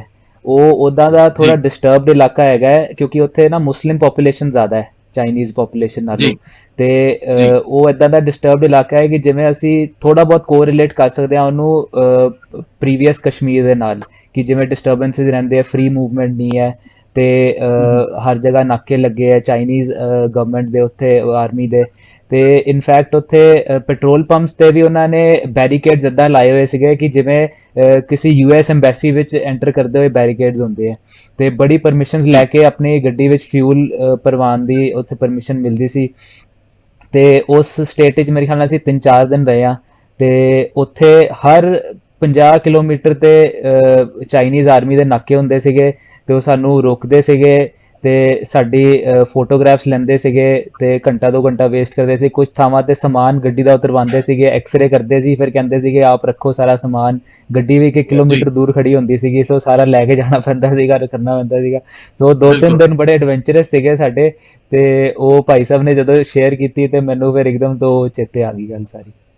ਜੀ ਜਸਲੀਨ ਕੌਰ ਜੀ, ਤੁਹਾਡੇ ਤੋਂ ਜਾਣਨਾ ਚਾਹਾਂਗਾ, ਕਿਉਂਕਿ ਇੱਕ ਜੋੜੇ ਦੇ ਰੂਪ ਵਿੱਚ ਤੁਸੀਂ ਨਿਕਲੇ ਸੀ ਸੈਰ ਕਰਨ ਦੇ ਲਈ, ਹੋਰਨਾਂ ਮਹਿਲਾਵਾਂ ਨੂੰ ਤੁਸੀਂ ਕੀ ਕਹਿਣਾ ਚਾਹੋਗੇ? ਕਿਉਂਕਿ ਤੁਹਾਨੂੰ ਤੁਹਾਡੇ ਜੋੜੇ ਨੂੰ ਦੇਖ ਕੇ ਹੋਰ ਵੀ ਕਈ ਕਪਲਸ ਸੋਚਦੇ ਹੋਣਗੇ, ਲੋਚਦੇ ਹੋਣਗੇ ਆਪਣੇ ਦਿਮਾਗ ਵਿੱਚ ਕਿ ਚਲੋ ਅਸੀਂ ਵੀ ਸ਼ੁਰੂ ਕਰਦੇ ਹਾਂ ਕਿ ਇੱਕ ਨਵਾਂ ਸਫ਼ਰ। ਉਹਨਾਂ ਨੂੰ ਤੁਸੀਂ ਕੀ ਕਹਿਣਾ ਚਾਹੋਗੇ? ਕਿਸ ਤਰ੍ਹਾਂ ਦੀ ਉਹਨਾਂ ਨੂੰ ਤਿਆਰੀ ਕਰਨੀ ਚਾਹੀਦੀ ਹੈ? ਕਿੰਨੇ ਕੁ ਪਰੌਂਠੇ ਪੈਕ ਕਰਨੇ ਚਾਹੀਦੇ ਉਹਨਾਂ ਨੂੰ ਆਪਣੇ ਸਫ਼ਰ ਲਈ? ਇਹ ਸਫ਼ਰ ਬਹੁਤ ਹੀ ਐਡਵੈਂਚਰਸ ਹੁੰਦਾ ਹੈ। ਅਗਰ ਤੁਸੀਂ ਐਜ਼ ਅ ਕਪਲ ਜਾ ਰਹੇ ਹੋ, ਤੁਹਾਨੂੰ ਇੱਕ ਤੇ 24/7 ਇੱਕ ਦੂਸਰੇ ਦੇ ਨਾਲ ਸਪੈਂਡ ਹੋਣ ਵਾਸਤੇ ਮਿਲਦੇ ਹੈ। ਸਾਨੂੰ ਇਹ ਕੁਐਸਚਨ ਤੇ ਹਰ ਇੰਟਰਵਿਊ ਵਿੱਚ ਪੁੱਛਦੇ ਸੀਗੇ ਕਿ ਤੁਸੀਂ ਇੰਨੀ ਦੇਰ 24 ਘੰਟੇ ਇੰਨੇ ਦਿਨ ਇਕੱਠੇ ਕਿੱਦਾਂ ਰਹਿੰਦੇ ਹੋ, ਤੁਹਾਡੀ ਲੜਾਈ ਨਹੀਂ ਹੁੰਦੀ ਸੀ? ਇਹ ਬਹੁਤ ਅੱਛਾ ਐਕਸਪੀਰੀਅੰਸ ਸੀਗਾ। ਤੁਸੀਂ ਪੂਰਾ ਟਾਈਮ ਇੱਕ ਕਾਰ ਵਿੱਚ ਨਿਊ ਐਡਵੈਂਚਰ ਹਰ ਦਿਨ ਫੇਸ ਕਰ ਰਹੇ ਹੋ। ਅਸੀਂ ਟਰਨਸ ਲੈ ਕੇ ਡਰਾਈਵ ਵੀ ਕਰਦੇ ਸੀਗੇ, ਤੇ ਇੱਕ ਦੂਸਰੇ ਦੀ ਬੌਂਡਿੰਗ, ਅਸਿਸਟੈਂਸ ਤੇ ਟਰਸਟ ਬਹੁਤ ਇਨਕਰੀਜ਼ ਹੋ ਜਾਂਦਾ ਹੈ ਜਦੋਂ ਤੁਸੀਂ ਨਿਊ ਲਾਈਫ ਇਕੱਠੇ ਵਿਜ਼ਿਟ ਕਰਦੇ ਹੋ, ਇਕੱਠੇ ਐਕਸਪੀਰੀਅੰਸ ਕਰਦੇ ਹੋ। ਤੇ ਐਜ਼ ਅ ਲੇਡੀ, ਅਗਰ ਕੋਈ ਲੇਡੀ ਸੋਲੋ ਟਰੈਵਲ ਵੀ ਕਰਨਾ ਚਾਹੇ ਤੇ ਕੋਈ ਵੀ ਸੇਫਟੀ ਇਸ਼ੂ ਨਹੀਂ ਆਉਂਦਾ, ਕਿਉਂਕਿ ਜੋ ਸਭ ਲੋਕ ਨੇ ਬਹੁਤ ਵੈਲਕਮਿੰਗ ਨੇ। ਉਹ ਇੱਕ ਲੇਡੀ ਨੂੰ ਦੇਖ ਕੇ ਆਪ ਅੱਗੇ ਆ ਕੇ ਹੈਲਪ ਕਰਨ ਦੀ ਕੋਸ਼ਿਸ਼ ਕਰਦੇ ਹੈ, ਤੇ ਬਹੁਤ ਅੱਛਾ ਰਹਿੰਦਾ। ਅਗਰ ਤੁਸੀਂ ਜਾਣਾ ਚਾਹੋ, ਬਸ ਕੌਨਫੀਡੈਂਸ ਰੱਖੋ, ਟਰਸਟ ਰੱਖੋ, ਵਾਹਿਗੁਰੂ ਜੀ ਤੇ ਰੱਖੋ ਟਰਸਟ ਪੂਰਾ, ਤੇ ਤੁਹਾਨੂੰ ਕੋਈ ਵੀ ਦਿੱਕਤ ਨਹੀਂ ਆਏਗੀ। ਬਹੁਤ ਬਹੁਤ ਸ਼ੁਕਰੀਆ ਸਾਡੇ ਨਾਲ ਗੱਲਬਾਤ ਕਰਨ ਦੇ ਲਈ ਜਸਲੀਨ ਕੌਰ ਜੀ, ਪ੍ਰਭ ਸਿਮਰਨ ਸਿੰਘ ਜੀ ਔਰ ਅਮਰਜੀਤ ਸਿੰਘ ਚਾਵਲਾ ਸਾਹਿਬ, ਤੁਹਾਡੇ ਤਿੰਨਾਂ ਦਾ ਹੀ। ਔਰ ਮੈਂ ਚਾਹਾਂਗਾ ਕਿ ਅਗਲੀ ਜਿਹੜੀ ਤੁਸੀਂ ਜਰਨੀ ਕਰੋ, ਅਸੀਂ ਉਹਨਾਂ ਦਾ ਸਾਥੀ ਬਣੀਏ, ਔਰ ਤੁਹਾਡੀ ਹਰ ਪਲ ਜਿਹੜੀ ਜਰਨੀ ਹੈਗੀ ਆ ਅਸੀਂ ਲੋਕਾਂ ਤੱਕ ਪਹੁੰਚਾਈਏ।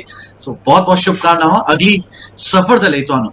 ਸੋ ਅੱਜ ਦਾ ਨਜ਼ਰੀਆ ਇਸੇ ਖਾਸ ਮਕਸਦ ਦੇ ਨਾਲ ਸੀ ਕਿ ਆਖਰ ਜੋ ਇਹ ਲੋਕ ਨੇ ਕਿ ਕਿਸ ਤਰ੍ਹਾਂ ਆਪਣੀ ਜਰਨੀ ਜਿਹੜੀ ਹੈ, ਸਫ਼ਰ ਜਿਹੜਾ ਸ਼ੁਰੂ ਕਰਦੇ ਨੇ, ਔਰ ਇੱਕ ਬਾਮਿਸਾਲ ਤਰੱਕੀ ਕਰਦੇ ਹੋਏ, ਇੱਕ ਮਿਸਾਲਾਂ ਕਾਇਮ ਕਰਦੇ ਹੋਏ ਕਿਸ ਤਰ੍ਹਾਂ ਆਪਣੀ ਜਿਹੜੇ ਸਫ਼ਰ ਨੂੰ ਅੰਜਾਮ ਤੱਕ ਪਹੁੰਚਾਉਂਦੇ ਨੇ। ਜੇਕਰ ਤੁਸੀਂ ਇਸ ਸਫ਼ਰ ਤੇ ਜਾਣਾ ਚਾਹੁੰਦੇ ਹੋ ਤਾਂ ਜ਼ਰੂਰ ਤੁਸੀਂ ਸਾਨੂੰ ਆਪਣੇ ਕਮੈਂਟਸ ਭੇਜ ਸਕਦੇ ਹੋ, ਮੈਸੇਜ ਭੇਜ ਸਕਦੇ ਹੋ, ਔਰ ਅਸੀਂ ਜ਼ਰੂਰ ਇਹਨਾਂ ਨਾਲ ਤੁਹਾਡਾ ਰਾਬਤਾ ਕਾਇਮ ਕਰਾਵਾਂਗੇ। ਮੇਰਾ ਈਮੇਲ ਐਡਰੈਸ ਹੈ info@cktimetv.com ਅਤੇ ਮੇਰਾ WhatsApp ਨੰਬਰ ਹੈ +1 209 275 3038। ਮੇਰਾ Facebook ਪੇਜ ਹੈ @bhalinder official। ਬਹੁਤ ਬਹੁਤ ਸ਼ੁਕਰੀਆ ਪ੍ਰੋਗਰਾਮ ਨਜ਼ਰੀਆ ਨਾਲ ਜੁੜਨ ਦੇ ਲਈ। ਧੰਨਵਾਦ।